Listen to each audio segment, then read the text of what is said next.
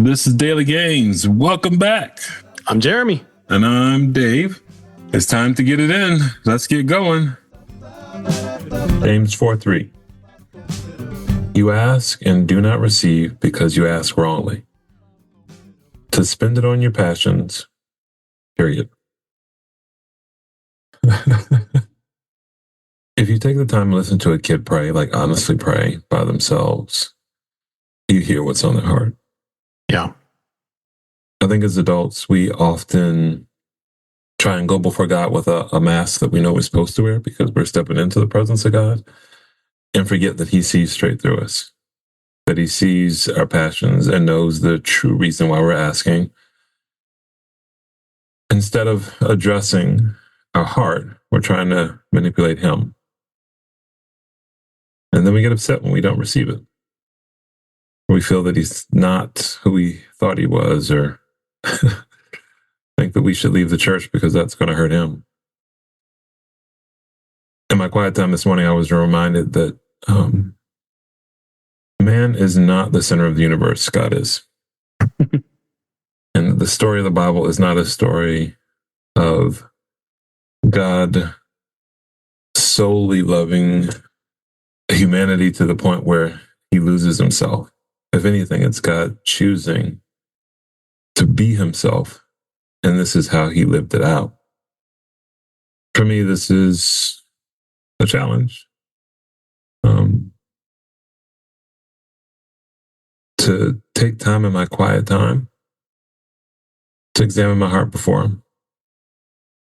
Yes, I can ask, but to really be honest with myself, because often I'm not. And so I need to examine my passions in light of who He is. Do you think that this means you shouldn't ask for things that you want for yourself? No, I don't. I don't think that's. That's not what I'm reading. What I'm reading is you're wrong reading. Okay. Yeah, is that you don't even realize you have the wrong reason. Your reasoning is bad, and it's not that God can't use that. It's not that God can't show up.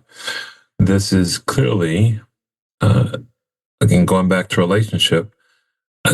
I know you, and I can see you. And the reason why I tell you no, and you're not happy with me right now, is because this is not for your good. Mm-hmm.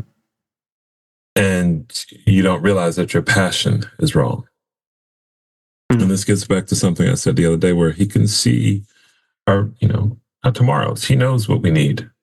Right. Our asking is not because, He's filling out a grocery list, and once you ask, He's going to show up. I've had more times where I just sinned and He blessed, and I was like, really? Now you decided to show up? It's embarrassing. No, it's so convicting, because it's like, I've been fasting for 20 days and all this other stuff, and then as soon as I drive through a red light or speeding or something, then I get a ding on my phone, and it's like, hey, so-and-so helped you out with such and such. And it's like, oh, come on. Like, really, God?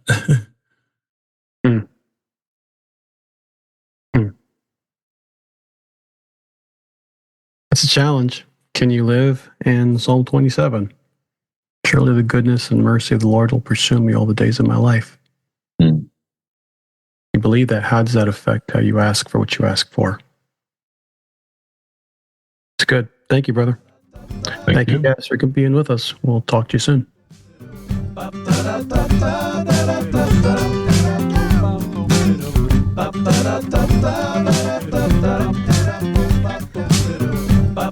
da